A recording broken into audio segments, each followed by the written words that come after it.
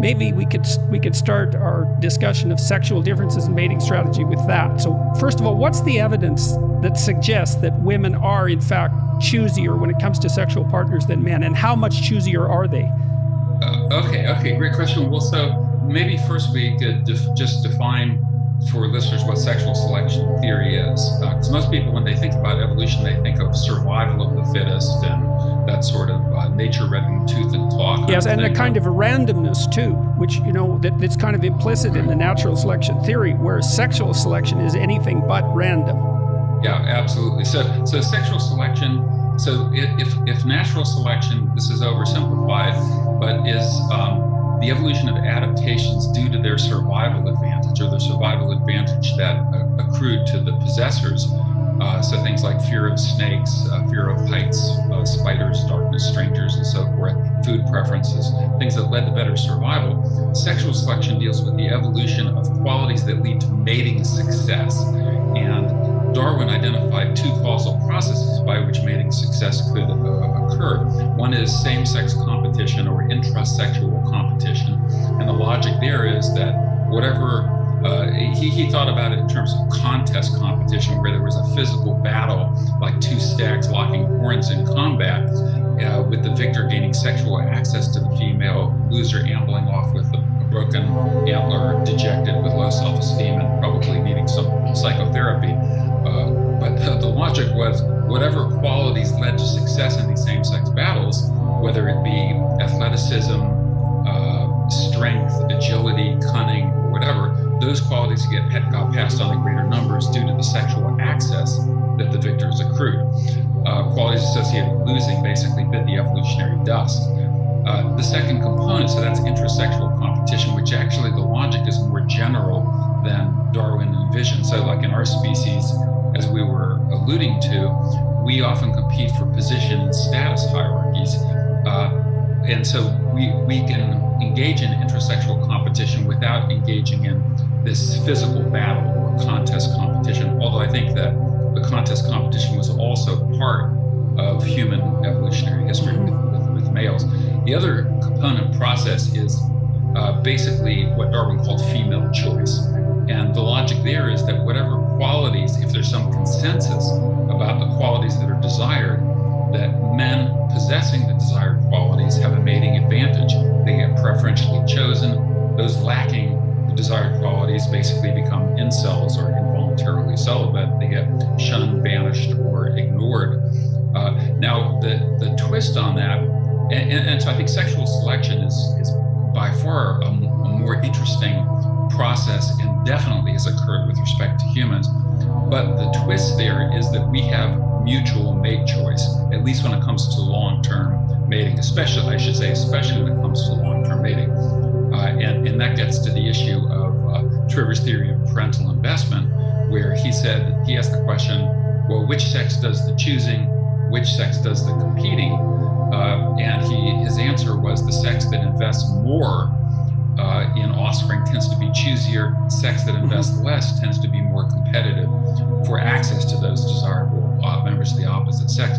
But in long-term mating, now we know from our reproductive biology that women have that 9-month pregnancy, which is obligatory. So women can't say, look, I'm really busy with my career. I really only want to put in 3 months. It's just part of our reproductive biology to produce one child.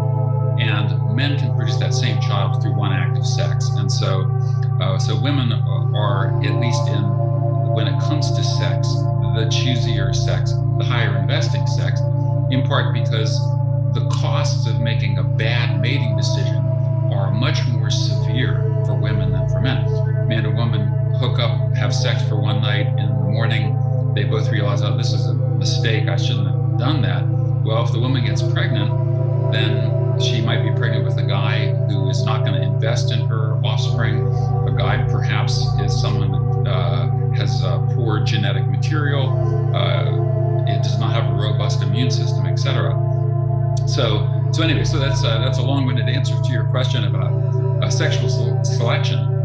Go ahead, please. Go ahead. I was just going to say that you asked about the evidence for females being choosier, and they are choosy are primarily in the context of casual sex or short-term sex.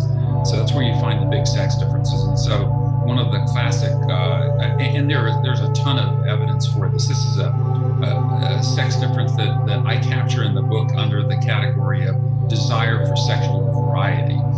So men have a much greater desire for, meaning a variety of sex partners than women do. And so the choosiness comes in on, I'll just give you one experiment. This is a classic study done by Elaine Hatfield and Russell Clark, where they had male and female Confederates, which for listeners who are members of the experimental team, it doesn't mean people from the South United States.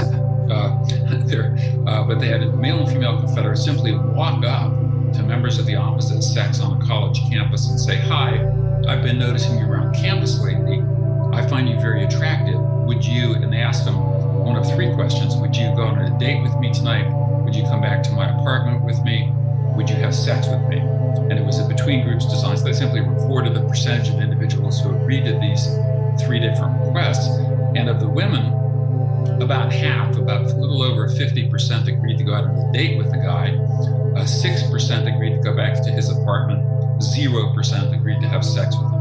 Most women need a little more information about the guy before they're willing to have sex. Of the men approach, also about 50, by the female Confederate, about 50% agreed to go out on a date, 69% agreed to go back to her apartment, and 75% agreed to have sex with her.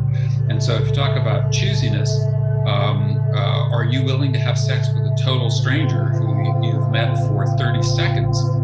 Women unwilling to, and in general, men very willing to. And this is a study that's been replicated now in several European studies. Very difficult to do this, as you might imagine, to get this by the IRBs or ethics committees in the United States anyway.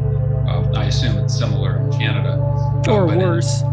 Or worse so, but yeah, the kinds of studies we really want to do are more difficult to do nowadays. But it's been replicated in several Western European countries, and you can get women off of the 0%. You can get a few percent of the women saying yes if the guy's really, really charming. You know, if he's Brad Pitt or I don't know what the modern equivalent is, Ryan Gosling, which is one of the or perhaps a famous rock star. But that's one illustration of the answer to your question about, well, what is the evidence for female choosiness? The interesting thing, I'll give you one more. So there are studies that ask, what is the minimum percentile of intelligence that you would accept in a potential partner? So we explain percentiles to people so they understand 99th percentile, first percentile, 50th, and so forth. And basically for things like a marriage partner, men and women are roughly equal. They both are very exact. They say what they want, like say 65th, 70th percentile in intelligence. Where the sex difference comes up is just a sex partner, a pure sex partner with no investment. Women still maintain, they still want, let's say, 60th or 60 plus percentile in intelligence, whereas men drop, to embarrassing levels. That doesn't really, it becomes irrelevant. The 35th, 40th percentile men go, if she can mumble a little bit, that's fine, or even not. So that's another indication of female choosiness, that is, they maintain greater choosiness when it comes to short-term sex, and are simply less comfortable with having sex with total strangers or casual sex. And I'll give you one more now that I'm rambling on, and then I'll get to some other interesting issues. This is an item on the sociosexuality inventory that colleagues Steve Gangstedt and Jeff Simpson developed a long time ago. But one of the items that's an attitude item, and it says, sex without love is okay. Do you agree with that or disagree with that? And there you get a large sex difference. So in the 7-point scale, where 4 is the midpoint, men average about 5.5. So they say, yes, sex without love, yeah, that's okay. Women are about 3.5. Okay, they're below that midpoint. It's another indication of this sex difference in choosiness. 如果您您也喜欢这样的生活智慧，请帮我按赞、订阅并打开小铃铛。您的关注是我们最大的动力。